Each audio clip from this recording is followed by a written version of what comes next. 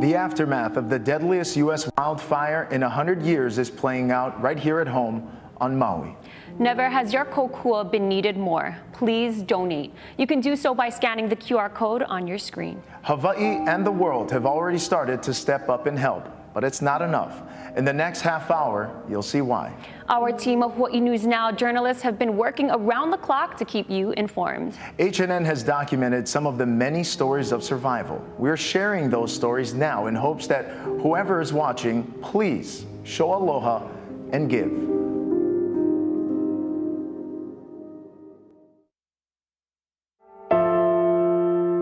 So destroyed. There's nothing left. Completely apocalyptic.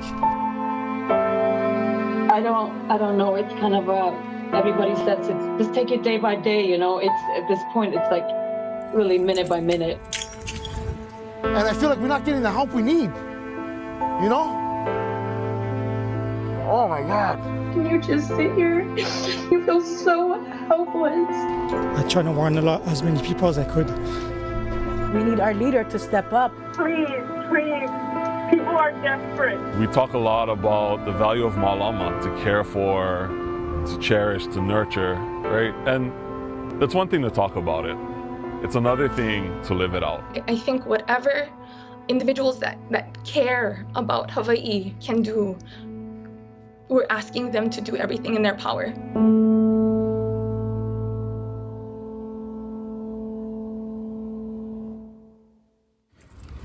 Everything used to be here. It is no more.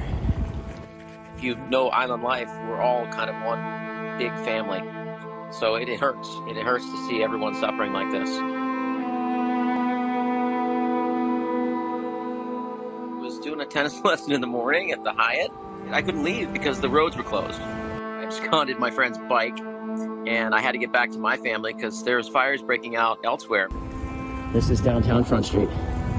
Sort of a mission impossible, you know, you're not supposed to really go through the town, it's roadblocks, and I'm like, I just got to get to my family. So I went along the ocean and went through Lahaina town, and then I realized how the importance of documenting everything at that point would be.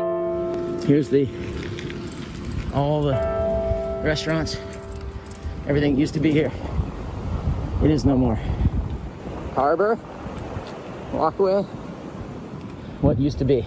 The cars that had gotten backed up on the road there, the reason that they were there is they were trying to get out. They were trying to escape that fire, but all the cars got trapped and all the people were stuck in those cars trying to get out, and they had to run for their lives. And not everybody could make it. There's so much sadness and so much loss.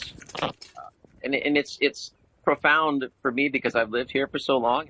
I'm only hoping that the banyan tree made it. That's probably the harbor. That's the library.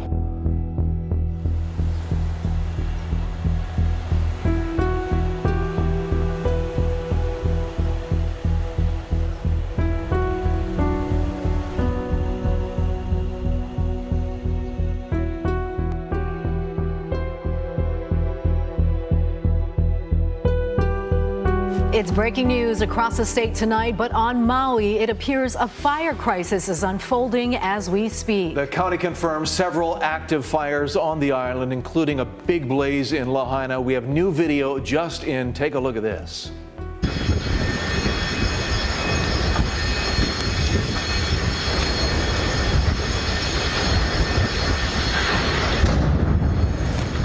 Gas station blew up at like 3, and since then we've just been trying to outrun a fire. So we thought we were okay, but then the wind came, everything caught fire by the brush, and then we just had to evacuate.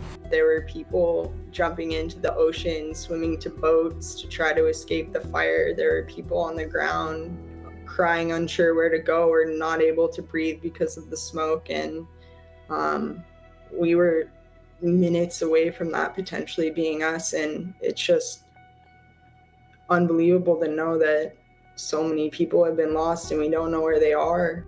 God, this is a nightmare. I thought we were gonna die. I said, oh my God, this can't be happening right now. Oh, that's the tree, the monkey butt tree. next to our house. That's our house. Going, that's coming. Let's go. I went up and jumped the freeway here. And I only took a videotape because I knew that that was probably the last time we'll be there. And it is just like unbelievable to watch. Just burn right by it. There's probably 80 cars in front of us. I don't know. It just, 60 or 80 cars. it just seemed like every second was 10 hours waiting. And I kept saying, do we get out and run? Things are hitting our car, like branches and embers were hitting our car. A live wire hit our car, burned our car. We had a live power line hit the top of our car. I was terrified, and I was concerned for our family and for all of the other people there. I left the bar restaurant around 3 p.m. with my housemates. They were with me the whole time. And as we were driving the town, we could see that there's smoke coming our way. We drove down on Front Street towards our house. During that time, there was already evacuation with bumper-to-bumper traffic going northbound on Front Street, going up to the Civic Center. But when we got to our place, we continued to look up at the smoke, and it was just, within minutes, we could see the smoke brush, I would say a half a mile through the town. I would say at about 4 o'clock in the afternoon, I looked out my bedroom window and I saw a huge plume of black smoke. I immediately told my roommates, I said, hey, this looks pretty serious. Maybe we should start packing bags, thinking about leaving. And within 15 minutes of talking about that and seeing the smoke, we were running down into our cars with as anything we could grab, go bags, mostly nothing. I got my passport, my dog, and my truck, and we were peeling out of the driveway. The whole street of Waine'e was starting to catch on fire. There wasn't really an evacuation notice for us. It was more, we realized that the town and our street looked like it was gonna burn. My phone got one ping as I was getting into my truck, and that was the only evacuation notice we had. I got in my truck, got my dog in my truck, and we start driving down the road, and there's, the whole time there's 90-mile-an-hour winds and crazy stuff like that. No rain, drought, severe drought. But there's telephone poles in the road, there's trees in the road, there's people screaming in the streets. There's no one saying this is where you should go, this is what you should do. There's only one road in and out of Lahaina, so it's either drive towards the fire or drive away from the fire. So I got in a line of cars probably, 5 miles deep at that point already. Everyone was trying to get out. And they were running, they were going towards the fire. There were people going in the water. People there are struggling, and I'm here, and it's not fair.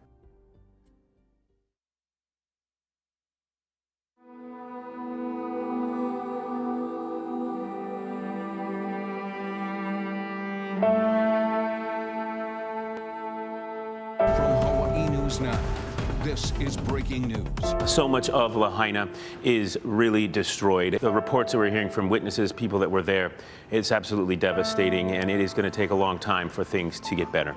We want to show you this dramatic video, and this gives you an idea of the kind of anxiety, the kind of worry, the kind of fear that people have, worrying about their families, running for their lives, trying to get out of Front Street and get to some of evacuation zones. We have team coverage this morning to try to keep your family safe during this trying time.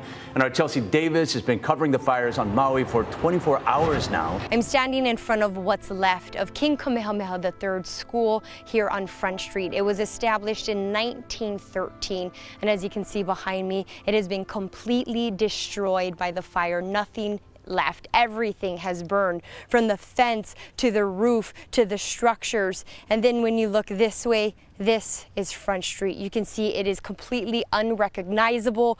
Power poles down on the ground, power lines as well. And over to my right is that iconic banyan tree that went up in flames as well. People here tell me this area will never be the same. I took a boat with Maui firefighters out to Lahaina on Wednesday to survey the devastation. There I met Brian Sizemore, who gave me this video. He took this video Tuesday night around 7 p.m. It shows the horror on Front Street. Lahaina Harbor up in flames. Dead bodies in the water floating and on the seawall. We've been pulling people out, trying to save people's lives. Oh my God.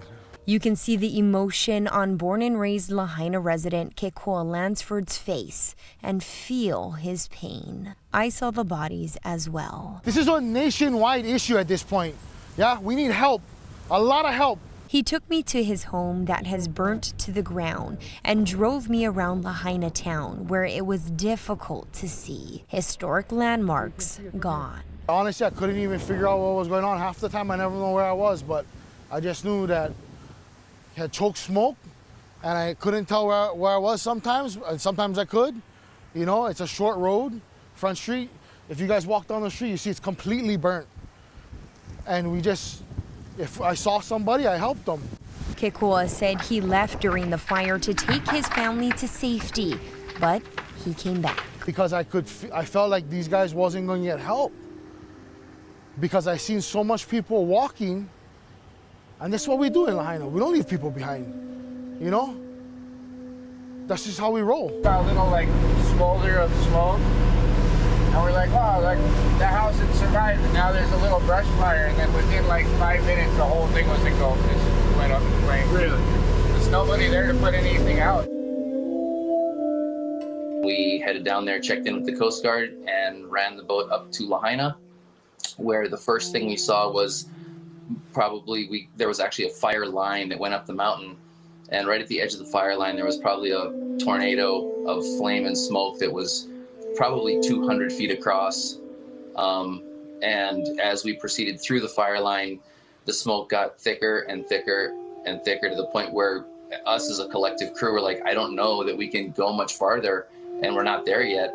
And fortunately the wind had switched just enough to where the smoke let us slide underneath it, and we got up to where the location of the request was made. So we got up there, and it was wild. It was watching the entire town burn from the ocean. All structures along the shoreline were fully engulfed, watching fuel tanks and other things that were blowing up, and it was crazy. And we stood by to help the Coast Guard to try and at one point there was 100 people that had tried to escape the fire by running into the ocean. When we got there, there was approximately 50 in a location that we were trying to evacuate them from. This is a disaster. And it was very difficult because our boats can't go in as shallow as it was, and the people were stuck on the beach, and they couldn't, they don't want to swim out into the blackness through a cloud of smoke. So we had to get a couple other boats involved. The Zodiac ran into as shallow a water as they could go. Then the two people jumped off with surfboards, swam in, and started to collect the bystanders. I tried to warn as many people as I could. We tried. There was a lot of people, I think it's just so chaotic that nobody knew. There was no phone connections, and as much as I was trying to save and let people know, there was no options. I just had to go. I went and got my kids, and we were stuck. And now I got the news that there's so many friends that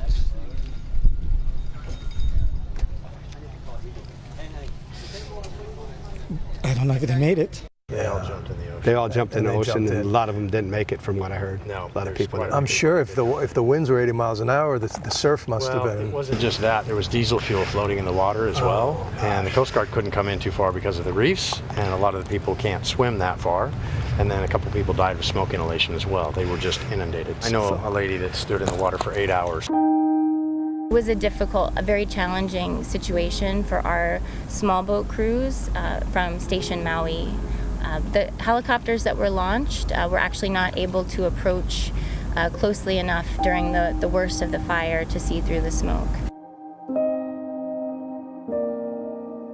This moved quickly. There was no warning. There was no preparation. No one was ready for it.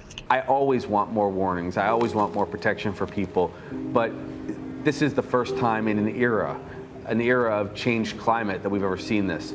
Now we are better aware, but our hearts are broken for anyone who didn't get a warning. Well, I will tell you, especially growing up here in Hawaii, anyone who lives here, every single month, the very first day at noon, we hear the warning sirens go off as a test. And if you don't hear them in your neighborhoods, you know that something's wrong with them, and so they get fixed. And we rely on that emergency alert system to keep us safe from a number of things. You think tsunami, you think other types of, emergencies like wildfires. That should have been our first line of defense. Unfortunately, we know, especially these days, the alerts come on our cell phones, but we also know that there was no cell phone coverage in the area. So any alerts that would have gone through that system were not received. We clearly did not plan for redundancies to keep people safe in this situation. The wind literally blew at 80 miles an hour, and the fire didn't just go as one big wall. What was happening is the fire was projectiling embers into the neighborhood, and the neighborhood, random houses were catching on fire and creating new starting points. Oh no, guys. No, we have to leave. We have to leave. I think that given the fairly wet winter that we had here, I think people were a little slow to really assess the full danger of the fire risk. The leeward areas of the islands have dried out very quickly as we've gotten into the height of the summer, and with the high winds that were being generated by the weather system to our north and Hurricane Dora to our south, we normally will see a trade wind pattern this time of year. That's usually 10 to 20 miles an hour. What we were experiencing was 30 to 40 mile an hour winds with 80 mile an hour gusts over very dry vegetation and less than 40% humidity. Hawaii News Now has declared a first alert weather day because of the damaging winds and the ongoing fire threat. And this is new video of the upcountry fire in Kula. With no rain up there and firefighting resources are stretched thin. We're in Kula, just above Kula Lodge. This is Kula Sandalwood's Cafe and Inn. You can see this fire took structures. People are up there trying to salvage what they can, trying to save anything that they can. But you can see how close the fire got to some of these structures, and they were saved. Other structures were taken. It looks like it just went with the wind. Very strong winds overnight.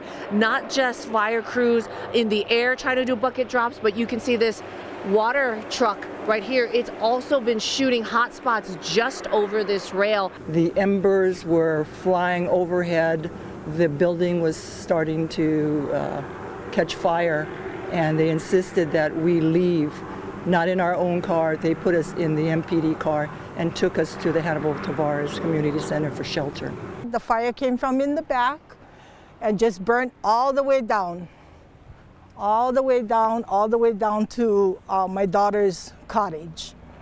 And sorry, I'm gonna get emotional. I feel hila. It's shame, for ask. Even if you just down to one pair of pants, get washer. I got nothing. Everything, I just have my shirt and my hat that you see, my glasses. But, I'm alive. My friends that I know are alive, and it's a whole community. It's the whole town of Lahaina. And I was raised in Lahaina. I went to school there and everything, and it's all gone. It's heartbreaking, to see that place so destroyed. There's nothing left. The pictures that I see of the harbor, all the slips are gone. And I could see the fire from my window, but never in a million years did I think that fire would reach our home. We barely grabbed anything. I literally didn't grab any clothes. I grabbed my important papers, but everything that we've owned, in all my 50 years of life is completely burned to the ground. The home is gone. We had many, we have extended family, kapuna, grandparents, great-grandparents, grandchildren, all living in that home. And we're all displaced and homeless. And we're just one home of hundreds of people that are in that situation.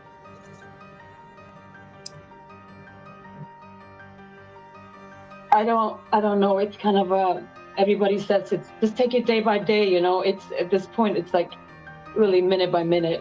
Honestly, it's a roller coaster. It's like denial. I think is a lot of it, and disbelief and just shock. It's just shock.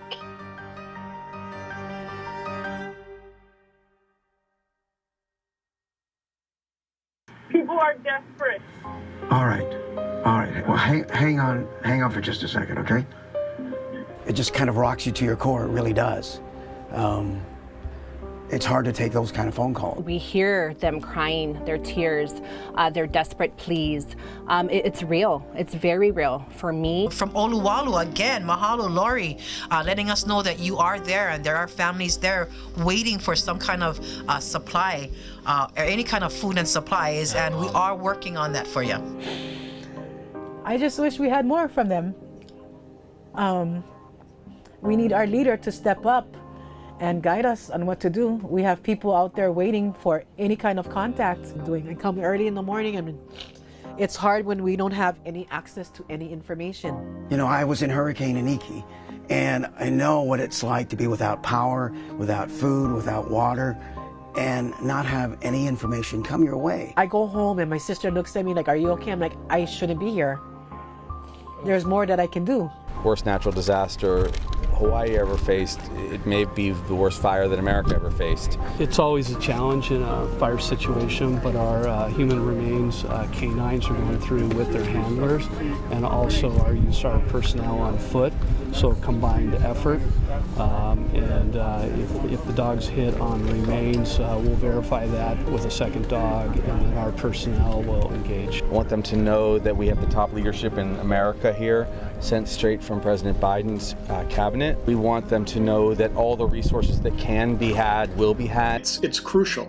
I think for a lot of residents of Maui, this moment will be how they judge Governor Green. This response will be primarily how they remember his administration for the next year or more, and the same is true of Maui Mayor Rick Bisson. So they have every incentive to get this response right. But let me say this, it does, as we get through the trauma and the tragedy, which is there and our hearts are broken, it gives us an opportunity to rebuild in the image of what the people of Maui want.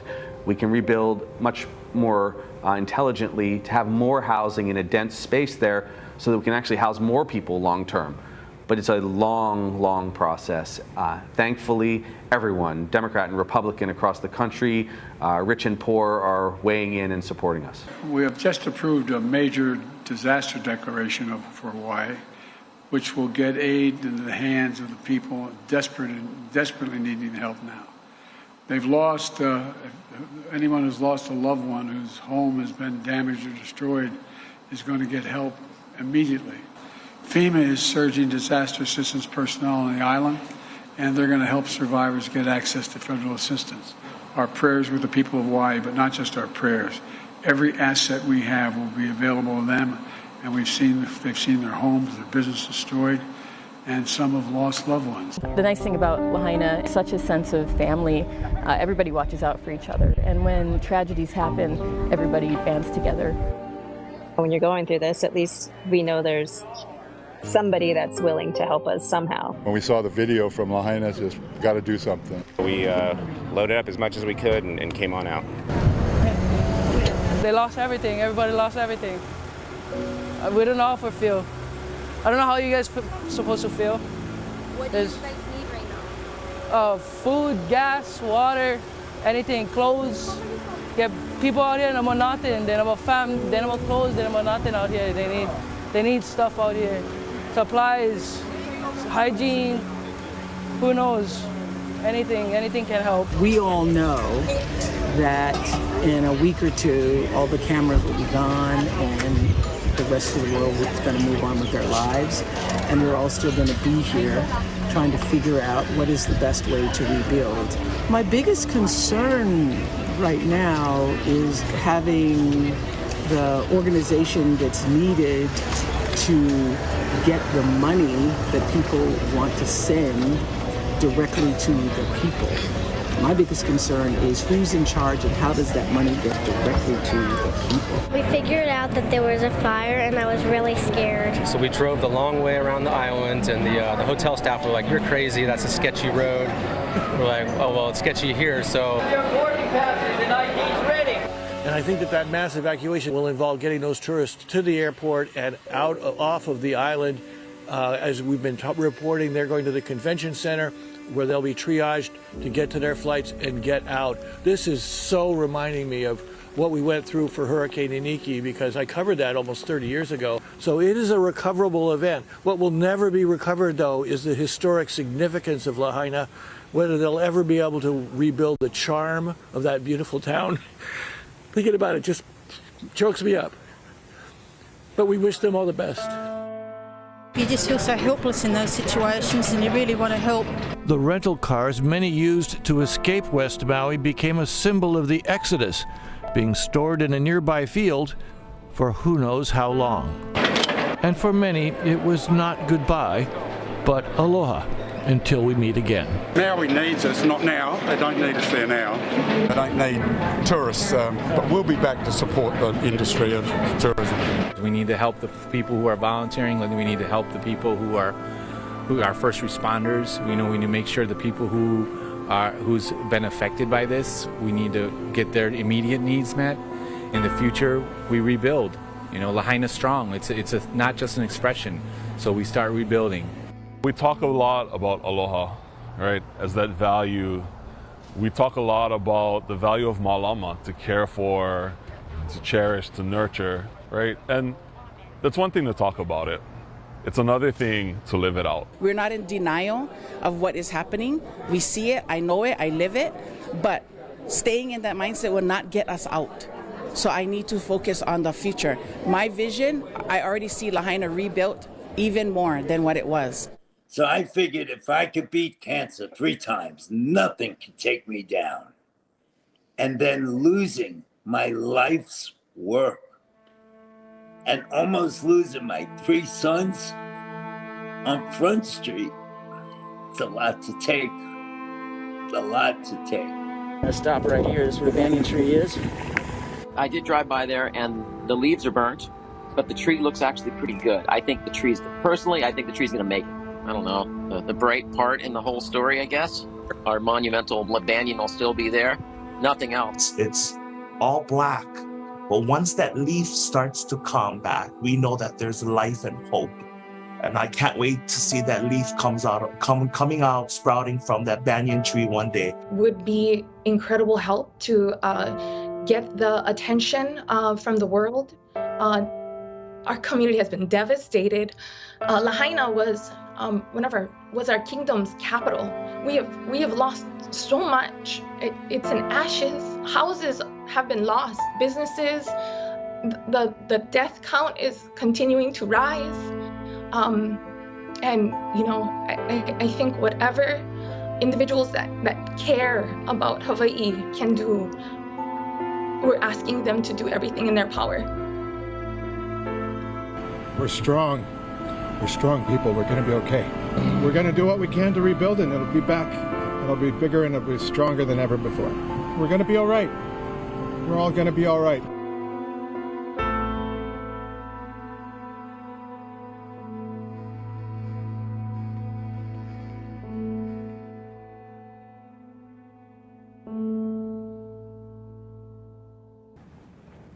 There are many more stories of survival yet to be told on this road to recovery. Our hope is that by sharing these stories, they inspire you and the world to donate. Again, you can do that right now by scanning the QR code on the screen. It will take you to a list of nonprofits and agencies providing assistance in this time of crisis on Maui. Aloha and mahalo for watching this Hawaii News Now special report.